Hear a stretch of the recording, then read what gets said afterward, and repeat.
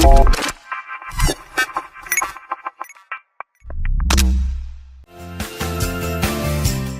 everybody, welcome to Olympic Minds Leadership Beyond Limits. I'm your host, Sherry Winn. This is a podcast for the leader of leaders and the visionary of visionaries.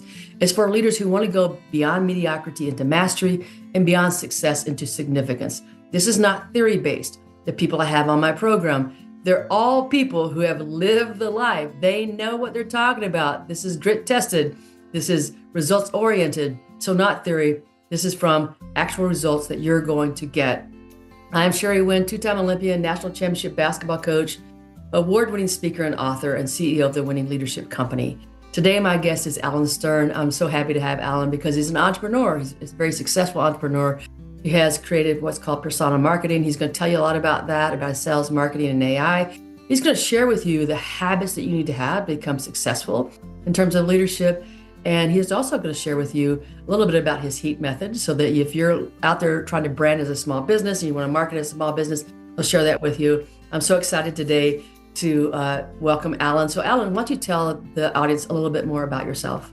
Absolutely. But before I start, I just want to say thank you so much for the opportunity. Grateful to jam out with you for a little bit and, share some nuggets with your audience. So if we're meeting for the first time, my name is Allan Stern. For pretty much the past 2 decades, my background has consisted of owning a DJ company, which I started as a teenager, still do to this date, and selling cars. Very unrelated fields out of the fact that I had to learn how to make a big impact with my marketing on a small budget and ultimately brand myself as the trusted resource. So in working 2 production-based fields for the majority of my time on planet Earth, I found there's a huge need in the market that is just being overlooked. And that is the solopreneur, the independent sales rep, the entrepreneur, the team of one, for lack of better words, oftentimes is too small for a marketing agency to work with, and they have to learn how to do it themselves. So I started doing speaking engagements on how you can market yourself using AI, built a business out of accident, built the pipeline big enough where I was able to retire from the car business about 1.5 years ago and full time with it. So appreciate again the opportunity to be with you here today. So I want you to talk about selling early. Like you started early in your life, right? This is not something that you just you're like, oh, but you started as a DJ. So what was it that you learned in those early days that everybody should know about being an entrepreneur or about being your own or leading yourself or going into business for yourself? Tell us a little bit more about that. Yeah, so actually, before there was the DJ, here's where the big epiphany happened. So before I even started the DJ company, I did have a background in sales. I was working at a place called Brookstone, which many people watching this have likely heard of. It's a store full of cool stuff that nobody really needs, but it's an impulse buy store of cool stuff. So I was working there, and an entire week of working at the mall, I would usually make about $200. When I started DJing, I realized something. First off, what teenager doesn't love blasting music? Let's just call it what it is.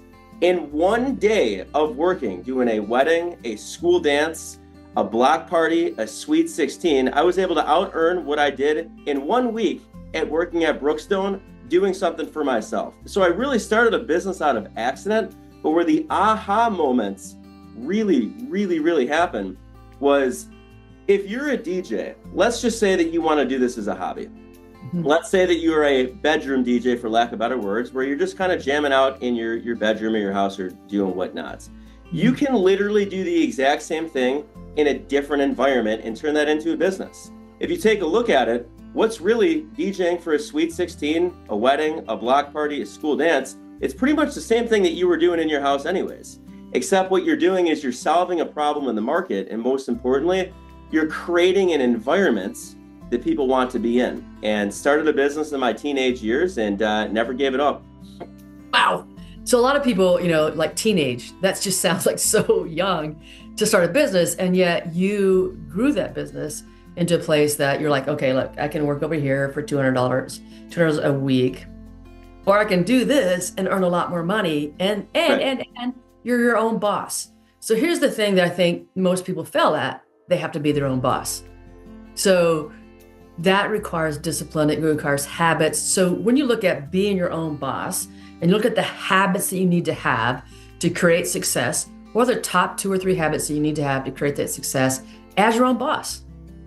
Number 1, learn something new every single day.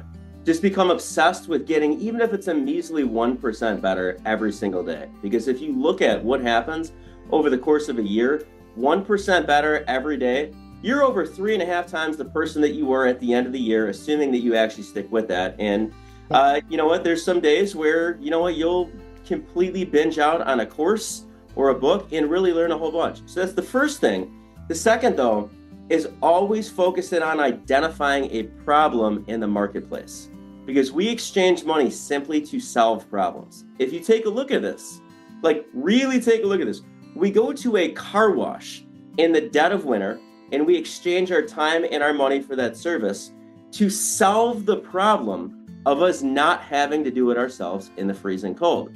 So if you develop a skill solves problems in the marketplace, and we exchange money to solve problems. And that's how a lot of times you can take a passion project and turn it into a business. So me and my coaching clients, I'm working with a couple right now. They're unhappy in what they're doing. They're good at what they're doing.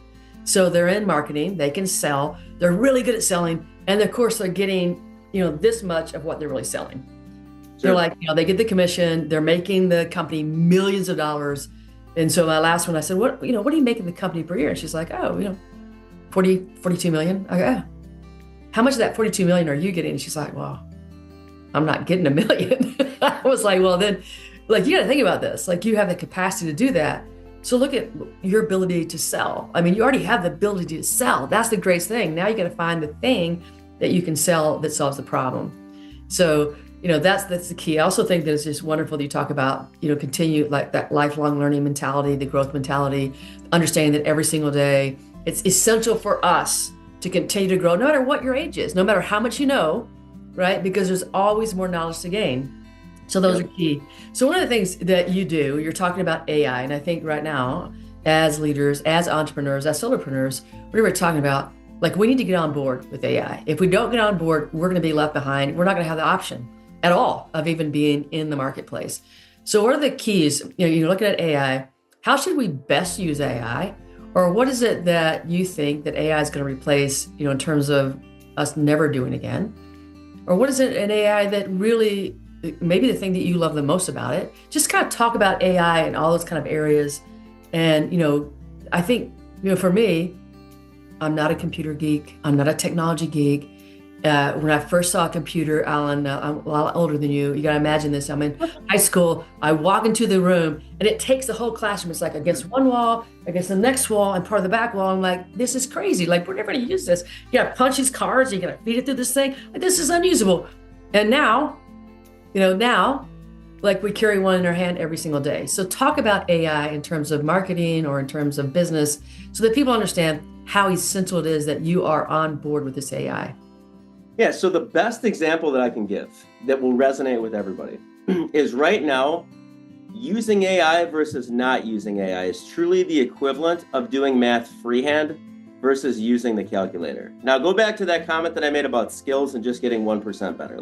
Let's say that at a young age, you decided that math was out. My dogs are just, can you hear them? Oh, no, you're good. I can't even hear you. You can't hear the dogs? I can't even hear them. We're all good. They'll edit this out, but just keep going because my dogs are barking because whenever somebody comes to my house, they bark. But we'll just time this out and somebody will edit out. But I'm glad that you can't hear them, so let's keep going. Yeah, no, definitely. So think of it like this. Let's say at a young age, you decided that you were going to get really, really good at math.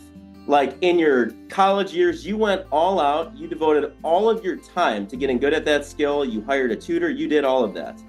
If I put this huge long division problem in front of you, you might be able to do it by hand.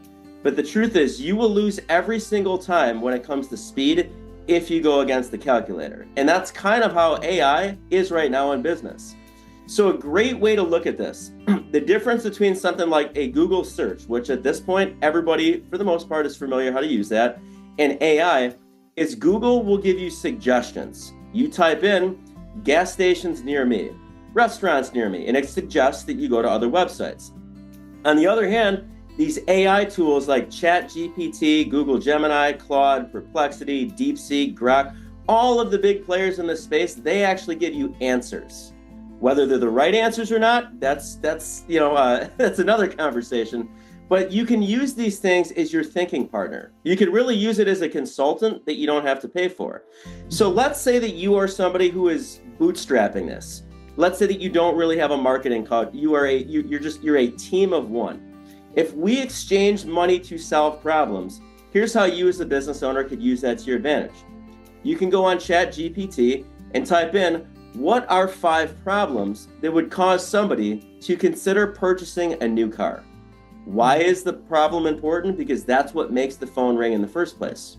Now, in marketing, there's a lengthy conversation and a million reasons why you should always create a niche. Because when we try to shotgun our messaging, unfortunately, we're talking to everybody and we're resonating with nobody. So right. What's interesting about these AI tools is you can have dialogue with them or chat with ChatGPT. So if it gives you a problem that would make the phone ring, you can follow that prompt up. And again, prompt just means what you tell the machine. You can follow that up by saying, give me an audience that's most likely to experience each of the problems that are listed above. So now you have a problem that makes the phone ring and an audience that's most likely to experience it.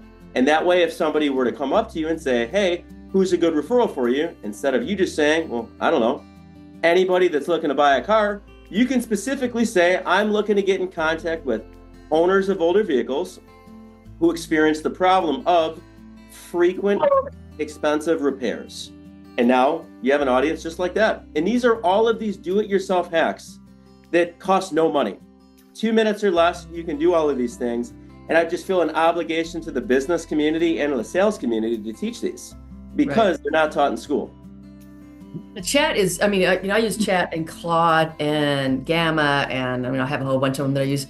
But here's the thing. It's like you can have a conversation, back and forth with the AI that you can learn every single day. I have some people that have customized their chat and they use the chat actually to help them. Like they say, hey, today I'm feeling a little down. What would be the cause of this? Let me tell you all the symptoms of what's going on. And they actually have the conversation through your chat. So there's so many different ways to use it.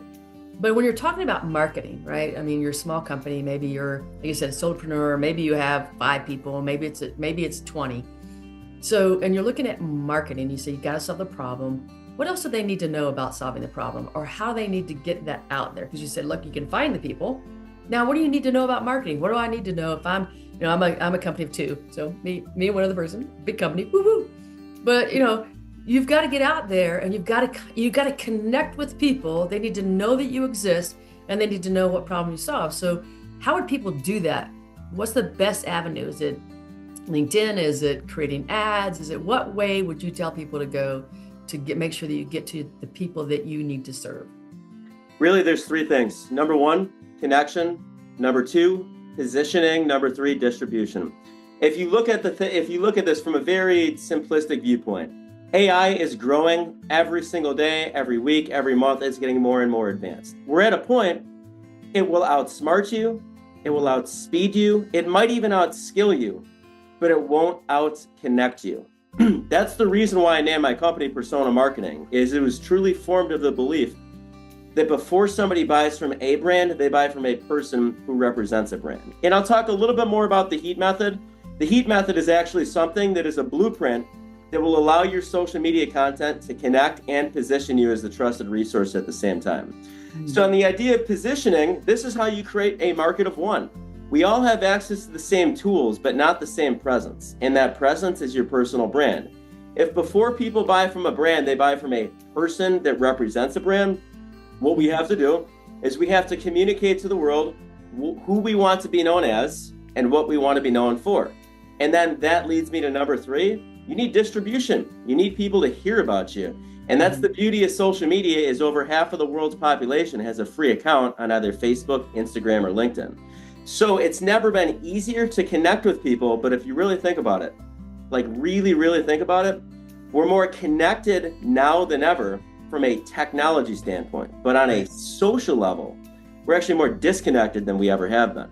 So that's the power of humor, because when people laugh, there's all kinds of psychology into this, what actually happens. There's chemicals that are released in your brain, multiple hormones ranging from oxytocin, which is the trust hormone, dopamine, which is the feel-good hormone, and cortisol is actually lowered, which is the stress hormone. So in a time right now where majority of the world is running around busy and stressed out.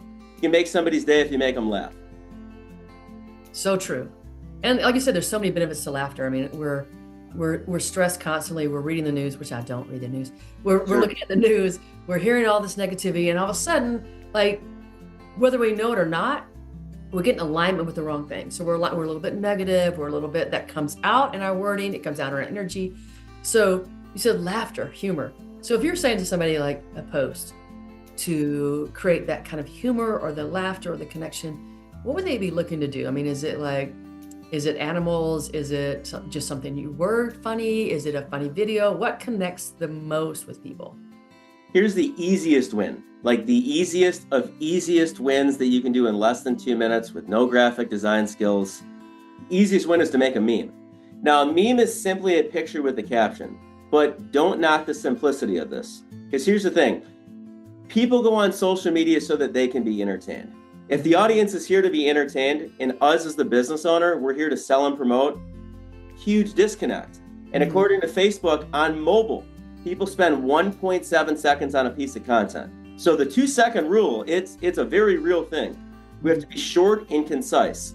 So think of it like this. There is a website called imageflip.com, imgflip.com. It's the internet's largest database of memes. So you can go on there and you will probably find every meme template you've ever seen in your entire life. And guess what? If you can't find it on there, you can ask AI where to find it and it will give you the original image. Hilarious that we live in this time. But if people exchange money to solve problems, and I'm going to get back to this for a second, think of what kind of imagery constitutes or conveys the message of a problem. And the first thing that comes to mind is a dumpster fire, which in the US is a term used to describe a pretty bad situation. So let's say that I wanted to take that picture of a burning dumpster fire and turn it into an advertisement, and let's say that I was still selling cars. I can throw a caption over it that says, how it feels when you buy a car without calling me first. And now I've turned that into an advertisement that somebody will be able to understand in less than 2 seconds. But get this, because I've just bridged humor and advertising, somebody might share it. And if they share that meme, what they've done is they've actually passed along my business card, but they've done it in a cool way. So crazy things happen when you blend humor and advertising together, which is why oftentimes when we watch the Super Bowl, the commercials that we remember the most are the ones that use humor. We probably forgot majority of the stuff. Well, I'm talking 99.9% of stuff that we learned in school, we probably forgot. But we also probably remember a funny story that one of our teachers told us. Why? Because we receive the information different when it's using humor. Absolutely. Absolutely. I think that connection piece, right? Like at my age, who do I remember? Like, I can't remember all my teachers. There's no way I can remember all of my teachers. I do remember the ones that created a connection, whether that was humor or whether it was just compassion or caring or depth to them that other people did not have. Like, it's that connection. And so I think what you're saying right now is the importance of us really, truly connecting more than ever, even though we think it's not important because it's everything's like online, everything like we can text somebody miles away. We can WhatsApp people from different countries. We can, Zoom people. I talk to people all the time on Zoom from, Spain and from Portugal and from like all these places, right? That I would never have dreamed of having that conversation before. But it's not the conversation, it's the connection. Right. It's that last impression that people get. So, you created this whole thing from you as a young age, right? So you went in and you said, I'm going to start learning. I need to learn. What is it that you most like to learn? I mean, if you could learn about anything, if you could, like for me, I love personal development. So it's easy for me to get in these books. It's easy for me to read these books. It's easy for me to continually, dip deeper into that. But what is it that you most like to learn when you're learning? It's how to add value in the marketplace and at the same time have fun while you're doing it. So is there a book? That's what it's all about. If you take a look, the overwhelming majority of people right now, they're busy and stressed out. We have I forgot the stat. I think it was about 67%, but if I'm wrong, feel free to correct me. I think 67% of the workforce right now is disengaged. It's an extraordinarily high number. And when people are disengaged, they're not the best version of themselves at work. When they're not the best version of themselves at work and they're busy and stressed out and inflation is slapping a lot of people hard right now, what do you have to do to make ends meet? You have to work harder. And if you're already burned out, now you're not the best version of yourself either at work or at home. And that's why you find a lot of people right now walking around very unhappy. Talk about that, Allan. I think part of that is they don't have the tool set to meet the challenges, right? Mm-hmm. I mean, one of the things when I grew up is nobody said, hey, you're going to have challenges, which we are. Every single one of us, like nobody gets to escape this thing called the human condition. We're all in it, right? So what happens is that we get challenged and then we start saying, well, this shouldn't happen to me. That's our first thing. It shouldn't happen to me. Why me? Why is this? Well, if people don't have the tool set, then they don't know which way to go. And that creates like sadness, depression, which goes into dysfunctional habits. So people try to escape that. And so they get into the dysfunction of maybe drinking, gambling, gaming, whatever it is today. And then when we get into a dysfunctional habit, it becomes an addiction. So we don't have those awarenesses of how do we get through challenges.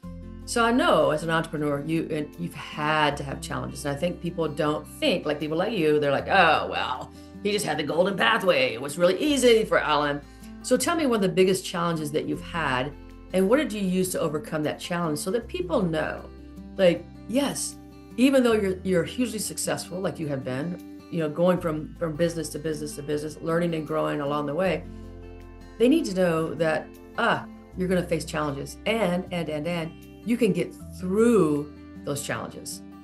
Embrace failure. I'll give you an example. All of this looks good right now. I had a terrible start in the car business. Like it was horrifically bad to the point where I was almost let go multiple times within the first few months. Not for lack of effort at all, but because I never actually was told, what do I say to engage somebody? I was never told the whole sales process of, most importantly, you have one mouth and two ears for a reason. You need to listen more than you talk. And I made the mistake of thinking that I can sell a car the same way that I sold a $100 trinket at Brookstone. Mm-hmm. So I embraced failure.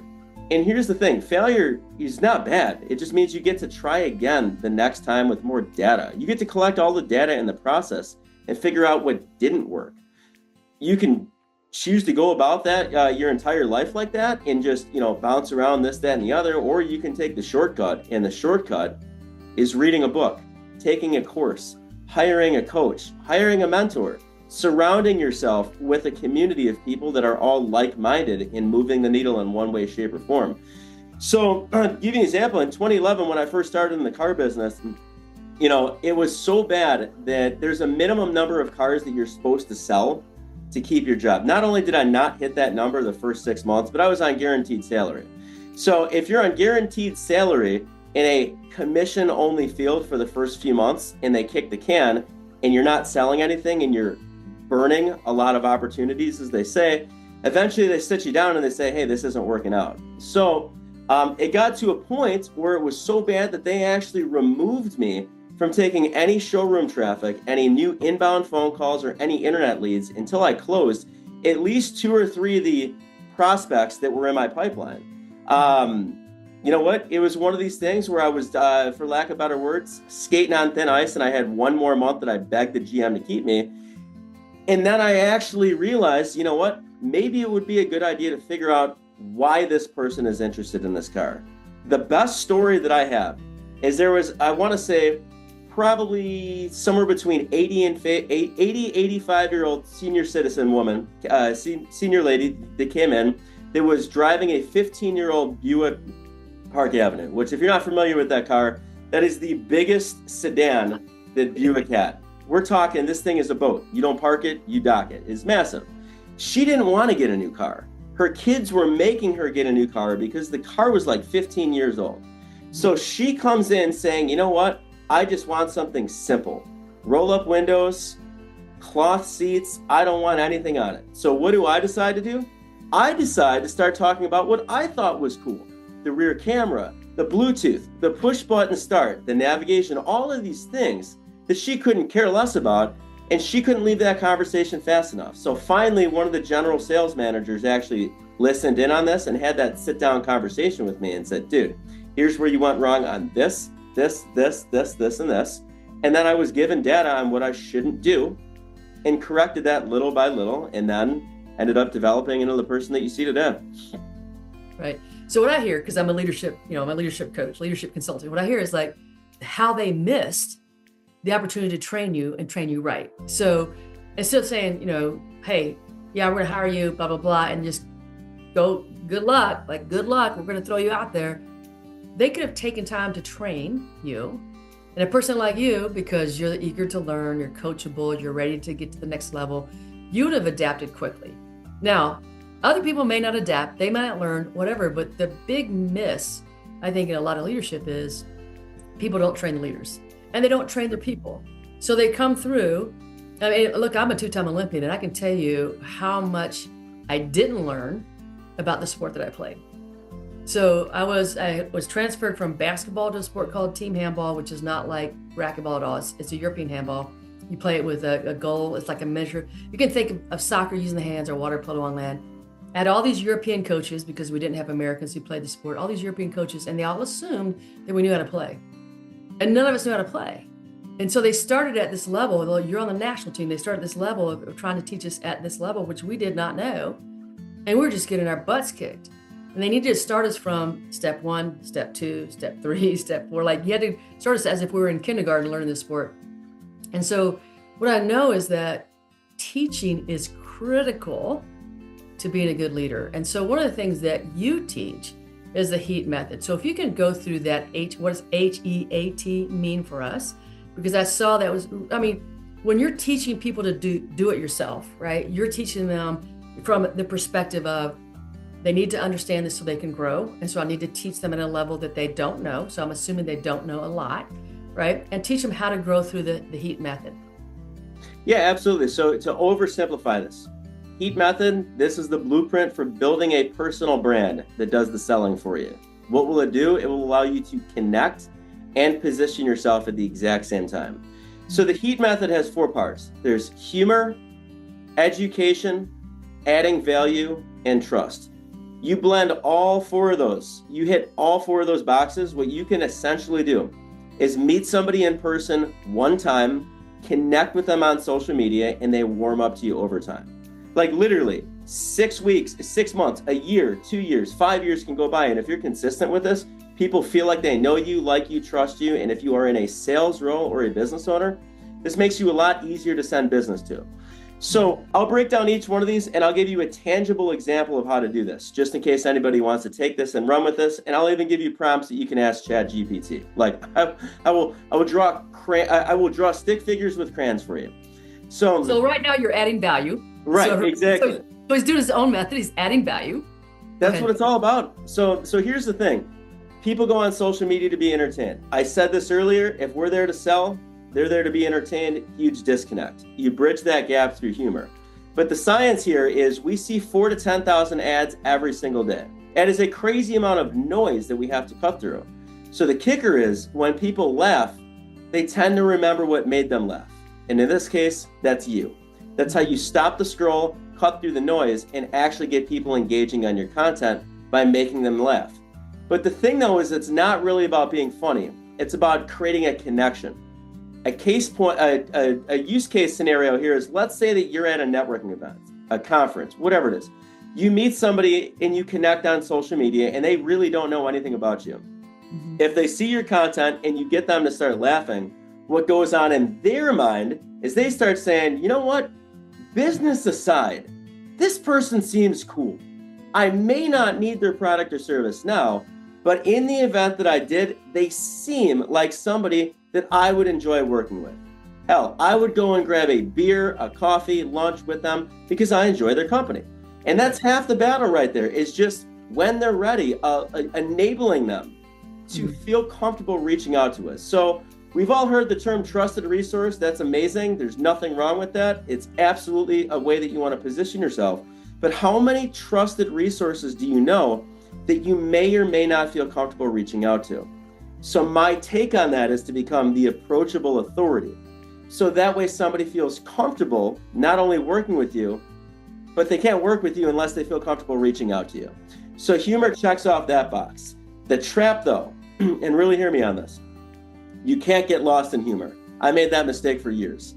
Otherwise, people start to say, are you a comedian, or can you actually help me? So we have to blend that with education.